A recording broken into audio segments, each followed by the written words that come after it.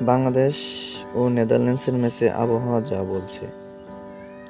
প্রায় 10 বছর পর বাংলাদেশ নেদারল্যান্ডস ম্যাচ দিয়ে ওয়েস্ট ইন্ডিজের কিংস্টাউনে আর্নস ভ্যালিতে ফিরতে যাচ্ছে আন্তর্জাতিক ক্রিকেট।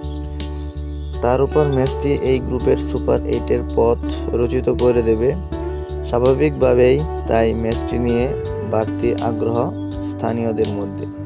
তবে এবারের বিশ্বকাপের দুশ্চিন্তার অন্যতম কারণ হয়ে দাঁড়িয়েছে বৈরী আবহাওয়া বা বৃষ্টি।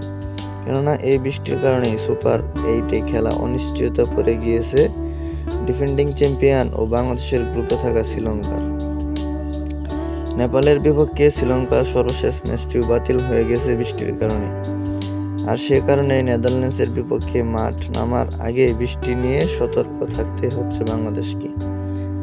অবশ্য আর্নস ভ্যালির আবহাওয়া খানিকটা স্বস্তি দিচ্ছে বাংলাদেশকে। এই অঞ্চলের আবহাওয়া পূর্বাভাসে রাতের দিকে কিছুটা বৃষ্টির সম্ভাবনা থাকলেও ম্যাচের স্থানীয় সময় সকাল 10টার দিকে কোনো বৃষ্টির সম্ভাবনা নেই। তবে ম্যাচ চলাকালীন আকাশ মেঘলা থাকার সম্ভাবনা রয়েছে, যদিও বৃষ্টি হয়ে ঝরে পড়া কিংবা ম্যাচ বাগড়া ব্যবধানের সম্ভাবনা কম। এই দিন তাপমাত্রা হতে পারে 27.54 ডিগ্রি সেলসিয়াস, যা বাংলাদেশের জন্য বেশি উপযুক্ত কন্ডিশনই বলা যায়।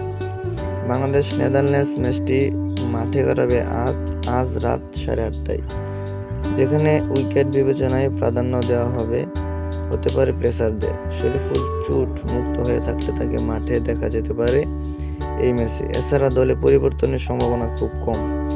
আগের ম্যাচে খেলা জাকির আলী বাদ করতে পারেন এই ম্যাচে। সুপার 8-এর লড়াইয়ে এগিয়ে যেতে এই ম্যাচ জিততে চাইবে দুই দল, কেননা দুই ম্যাচ শেষে দুই দলের পয়েন্ট সমান 2। যদিও নেদারল্যান্ডসের চেয়ে নেট রান রেটে কিছুটা এগিয়ে আছে বাংলাদেশ, তবে কোনো কারণে হারলে অনেকটাই শঙ্কায় পড়ে যাবে বাংলাদেশ সুপার 8-এ খেলা। আর তাই নিজেদের সেরা শক্তি নিয়েই ডাচদের হারাতে চাইবে নাজমুল হোসেন শান্ত।